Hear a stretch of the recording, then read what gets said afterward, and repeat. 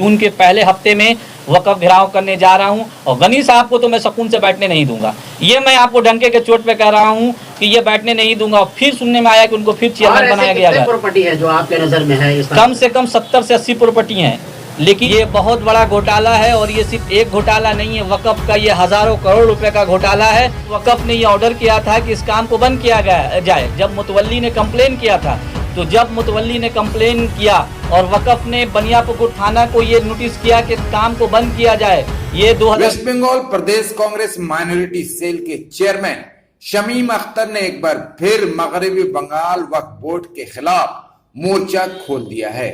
उन्होंने एक press conference के जरिए न सिर्फ वक्फ बोर्ड पर निशाना साधा, बल्कि जमीन के एक मामले में कोलकाता कॉरपोरेशन को भी आड़े हाथों लेते हुए इल्जाम लगाया कि कोलकाता कॉरपोरेशन वक्फ बोर्ड के साथ मिलकर वक्फ की संपत्तियों के मामले में धांधली कर रहा है। सिर्फ इतना ही नहीं, शमीम अख्तर ने वक्फ बोर्ड के चेयरमैन अब्दुल गनी पर हमला करते हुए कहा कि मैं अब्दुल गनी को चैन से बैठने नहीं दूंगा। आइए सुनते हैं कि उन्होंने वक्फ संपत्ति के घोटाले के बारे में क्या कुछ कहा। मैं मुसलसल लड़ रहा हूं और आज से नहीं, पिछले 1.5 सालों से मैं इस मुद्दे को उठा रहा हूं।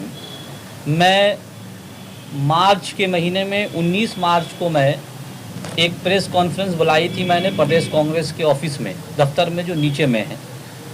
वो प्रेस कॉन्फ्रेंस बुलाने का मेरा मकसद ये था कि वक़्फ़ की जो धांधली है वो लोगों तक लाया जा सके। मैं 2020 12 अक्टूबर को मगरबी बंगाल प्रदेश कांग्रेस माइनॉरिटी का चेयरमैन बना। उसके बाद से मेरे पास पूरे सबूत है कि मैं वक़्फ़ के लिए लड़ रहा था। मैंने कम से कम 150 RTI किया, जो मेरे पास रिकॉर्ड है, मैं आप लोगों को दूंगा। लेकिन एक भी RTI राइट टू इन्फॉर्मेशन का जवाब मेरे पास नहीं आया, जो यहाँ के एक नागरिक का अधिकार है, वो ले सकते हैं। लेकिन वक़्फ़ बोर्ड ने एक भी हमारे RTI का जवाब उन्होंने नहीं दिया। मैं मुसलसल लगा रहा। उसके बाद कोविड का वक्त आया, विधानसभा चुनाव आया, उसके बाद फिर मैं लगा रहा। 1940 के कॉरपोरेशन के असेसमेंट बुक के रिकॉर्ड में, जो मैं 11 फरवरी 2022 को मैं कॉरपोरेशन में पे कर वो निकाला हूँ। मैं 1940 में नहीं निकाला हूँ, मैं निकाला हूँ 11 फरवरी 2022 को। उसके बाद मैंने प्रेस कॉन्फ्रेंस किया, उसमें साफ लिखा हुआ है। मैं इससे पहले भी जो प्रेस कॉन्फ्रेंस किया था, मैं सबूत पे बात करता हूँ, मैं बिना सबूत पे नहीं, मैं आपको भी फिर दूंगा। उसमें साफ लिखा हुआ है कि एक ये बैरियल ग्राउंड है और एक कब्रस्तान, मज़ार और मस्जिद है, और एक कब्रस्तान है। कब्रस्तान का मतलब हुआ जहाँ इज्तिमाई तौर पर लोग, जहाँ लोगों का कब्र होता है, और एक मज़ार जो किसी वली का, किसी बुज़ुर्ग का होता है, वो होता है, और एक मस्जिद है। उसके बाद इन लोगों ने, वक़्फ़ ने धांधली क्या किया कि उसका रिकॉर्ड को पूरा गायब कर दिया। मैं इसीलिए बार बार RTI कर रहा था, लेकिन इन्होंने, किसने गायब कर दिया? ये वक़्फ़ ने किया है। कॉरपोरेशन एक तरफ दिखा रहा है कि देखिए ये 11 फरवरी 2022 के रिकॉर्ड में, असेसमेंट बुक के रिकॉर्ड में, ये वक़्फ़ की जायदाद है। लेकिन एक तरफ फिर का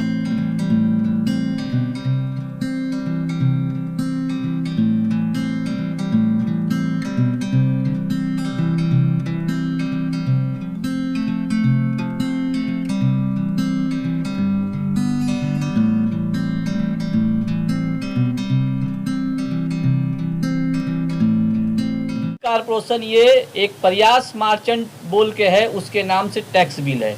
तो एक कब्रस्तान की ज़मीन कैसे बेची जा सकती है, इसका जवाब मैं मांग रहा था। उन लोगों ने कोई जवाब नहीं दिया। मैं वक़्फ़ से मांग रहा था, कॉरपोरेशन से क्यों मांगूंगा? कॉरपोरेशन तो दे रहा, ये वक़्फ़ की ज़मीन है। मैं तो कॉरपोरेशन में भी, मैं ये क्या बोल रहा, मैंने RTI किया, लेकिन मेरा बुनियादी जो सवाल था वो वक़्फ़ से था। प्रॉपर्टी अगर हैदर साहब की है, तो मैं हैदर साहब से मांगूंगा कि आपने किस अपने लड़के को ये दिया है जायदाद। मैं आपके लड़के से नहीं मांगूंगा। तो मैंने वक़्फ़ से मांगा, वक़्फ़ ने भी कुछ नहीं जवाब दिया। उसके बाद मैंने कॉरपोरेशन से भी मांगा, उसने भी कुछ नहीं दिया।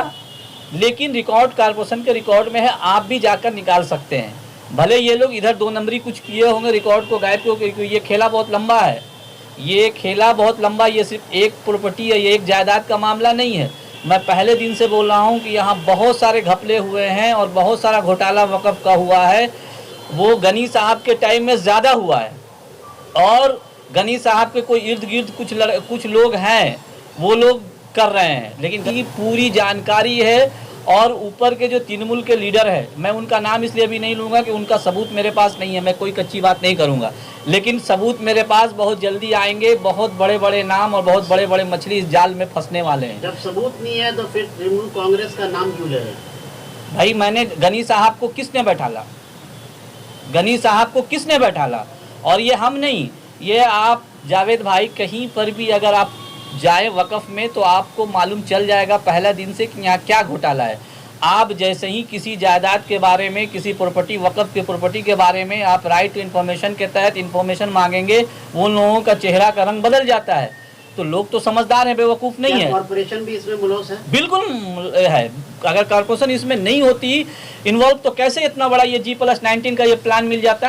कॉर्पोरेशन बिना तो किसी एक लेटर पर तो प्लान देती नहीं है ना। एक तरफ आप कह रहे हैं कि टैक्स काट रही है कॉर्पोरेशन और दूसरी तरफ जो है वो बता भी रही है कि ये वक्फ प्रॉपर्टी है। जी जी तो जी, ये दोनों चीज एक साथ कैसे हो सकती है? ये तो कॉर्पोरेशन के जवाब देंगे, ये यहाँ के मेयर जवाब देंगे। फरहाद हकीम साहब दे सकते हैं, 2010 से उनका बोर्ड है। आपके पास ये सबूत है कि कॉर्पोरेशन ने इसका टैक्स काटा है? हाँ, मेरे पास सबूत है। सबूत दिखाइए। सबूत है, मैं सबूत दे रहा हूँ, एक मिनट, मैं सबूत भी दे रहा हूँ। देखिए, बारी से आपको एक एक पर्दा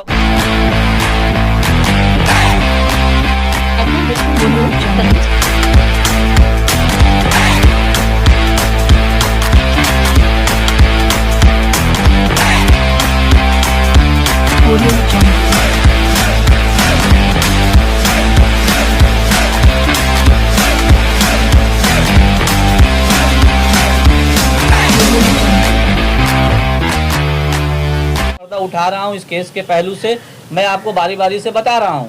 उसके बाद मैंने जब थक गया, मैंने एक PIL दाखिल किया है हाई कोर्ट में, डिवीज़न बेंच में। उसको 10 तारीख को एक्सेप्ट हो गया है वो PIL।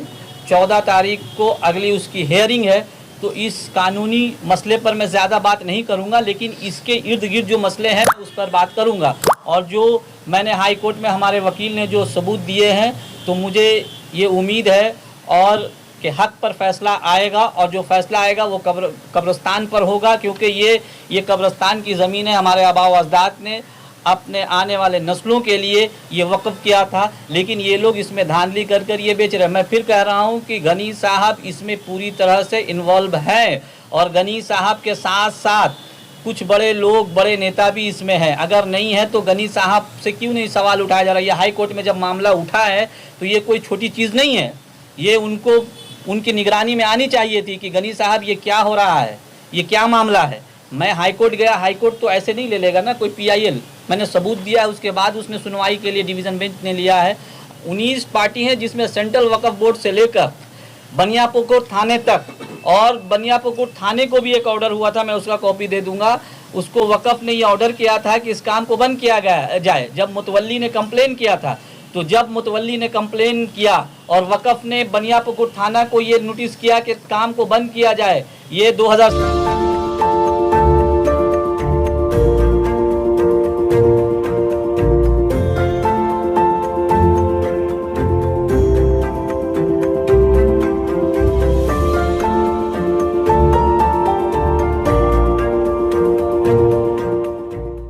2017 की बात है। तो फिर कैसे, जब फिर आज क्यों डिनाई कर रहा है वक्फ बोर्ड की हमारा प्रॉपर्टी नहीं है? आप जो EC नंबर उसमें 14,020 है, वो EC नंबर को सर्च करेंगे तो उसमें कोई प्रॉपर्टी नहीं मिलेगा। ये बहुत बड़ा घोटाला है, और ये सिर्फ एक घोटाला नहीं है वक्फ का, ये हज़ारों करोड़ रुपए का घोटाला है। और इस घोटाले का पर्दा आज नहीं तो कल उठेगा। और मैं आप लोगों के ज़रिया से इस कौम के लोगों से अपील कर रहा हूँ कि आपकी मदद के बगैर हम ये इसमें कुछ भी नहीं कर सकते, क्योंकि 1.5 सालों में मैंने 100 RTI किया है जिसका जवाब नहीं आया है। और मैं यहाँ के उलमाओं से भी अपील करूँगा कि वो इस मुद्दे को देखें, इस मामले को देखें। मैं सियासी तौर पर जितनी लड़ाई हो रही है मैं लड़ रहा हूँ, और फिर मैं 10 जून से पहले मैं वक़्फ़ घेराव करने जा रहा हूँ। मैंने इससे पहले भी कहा था कि मैं कानूनी लड़ाई भी लड़ूंगा और सड़क पर भी लड़ूंगा। सर भाई पार्क हाउसिंग स्टेट का इसमें क्या रोल है? किसका? पार्क हाउसिंग ये मैंने इसमें कहा है ना कि 17 से 18 तो इसमें रजिस्ट्री हुआ है, जिसका आरटीआई है मैं दिखा दूंगा। ये भूल भुलैया है, इससे रजिस्ट्री वो क्या, हाँ उससे बाजू। तो मैंने इसलिए ये भी कहा, मैंने हमेशा चिट्ठी कंप्लेन भी किया कि इसका एक तो सीआईडी इन्वेस्टिगेशन होनी चाहिए थी कि ये कौन खरीदा, कौन बेचा, कौन खरीदा, कौन बेचा, कौन खरीदा, ताकि आप ये भूल भुलैया में रह जाएंगे और आप सही जगह पर नहीं पहुंच पाएंगे। लेकिन देखिए ये कौम का मामला और अल्लाह ने मुझे मेरी मदद की, इसलिए समझ में आया, नहीं तो मैं जिंदगी में नहीं समझ पाता कि ये कब्रिस्तान की ज़मीन है, मेरे पास सबूत ही नहीं मिलता। का जो मांग कर रहे हैं, मैं सीआईडी, मैं सीबीआई की बात नहीं कर रहा हूँ। सीआईडी जो मांग रहे हैं, हाँ। क्या उम्मीद करते हैं कि सीआईडी की जांच करेगी? ये फरहाद हकीम साहब करवाएंगे, वो यहाँ के मेयर हैं, ये उनकी जिम्मेदारी है, वो कौम के रहनुमा हैं, वो क्यों नहीं करवाएंगे? उनका फ़र्ज़ बनता है। और मैं फिर कहता हूँ कि यहाँ के जो हमारे उलमा हैं और जो दीनी रहनुमा है, उनको सवाल करना चाहिए था फरहाद हकीम साहब से कि ये ऐसा एक इशू उठा है, इसके बारे में आपका क्या ख्याल है, क्या राय है। लेकिन कुछ भी नहीं। मैंने हर जगह, मैंने डीजी बिल्डिंग से लेकर मैंने म्यूनसिपल कॉरपोरेशन के कमिश्नर तक को, एग्जीक्यूटिव इंजीनियर तक को मैंने चिट्ठी लिखा है और हवाला दिया है, लेकिन काम बंद होने का नाम भी नहीं है। किसी तरह का कुछ भी उन लोगों ने कान में तेल देकर बैठे हुए। तब मैंने मजबूरी में हाई कोर्ट का दरवाज़ा खटखटाया है। हाई कोर्ट ने बात मेरी सुनने के लिए राज़ी हो गए हैं। 14 तारीख को हेयरिंग है और जो भी हो, ये एक मुद्दा, इसके अलावा जितने भी होंगे, मैं पहले भी कह चुका हूं और आज भी कह रहा हूं, जब तक मैं माइनॉरिटी का चेयरमैन हूं, मैं वक़्फ़ के लिए लड़ता रहूंगा। और मेरी बहुत जल्द जून के पहले हफ्ते में वक़्फ़ घेराव करने जा रहा हूं। और गनी साहब को तो मैं सुकून से बैठने नहीं दूंगा, ये मैं आपको डंके के चोट पे कह रहा हूं कि ये बैठने नहीं दूंगा। फिर सुनने में आया कि उनको फिर चेयरमैन बनाया गया है। प्रॉपर्टी है जो आपके नज़र में है? कम से कम 70 से 80 प्रॉपर्टी हैं, लेकिन किसी का 80% मेरे पास रिपोर्ट आया, किसी का 70% आया, किसी का 60% आया। जैसे जैसे आएगा, देखिए एक इशू को लेकर अगर मैं चलूँगा ना तो कौम के लोग उठेंगे।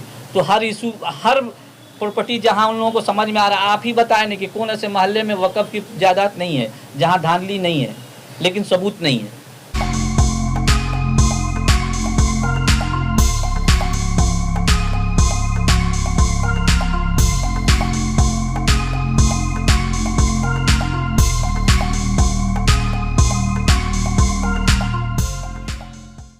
ऑफ सेंट्रल वक्फ काउंसिल तमाम को बुलाएगी, पार्टी बनाया गया है। तमाम पार्टी बनाया गया है। जी जी। क्या कोर्ट ने जो 10/5/2022 को चीफ जस्टिस प्रकाश से, honourable justice Prakash Srivastava and honourable justice Rajasvi Bhardwaj ने इस मैटर को सुना और सुन के वकीलों की बात सुनकर उन्होंने इसका कॉन्सर्न लिया है कि ये बहुत बड़ी सीरियस मैटर है, इसको कोर्ट को कंसिडरेशन में लेना चाहिए। और कोर्ट ने रिपोर्ट तलब किया है स्टेट से, वेस्ट बंगाल गवर्नमेंट से, स्टेट के जो है उनसे रिपोर्ट तलब किया है, क्यों नहीं बाकी party private respondent why they have not present before the honourable court. ये सब कुछ वहाँ पर बताया गया और कोर्ट ने टाइम दिया है कि 14 नेक्स्ट हियरिंग जो 14 जून को है, इसके अंदर रिपोर्ट दे, स्टेट गवर्नमेंट इसका फुल रिपोर्ट दे। क्योंकि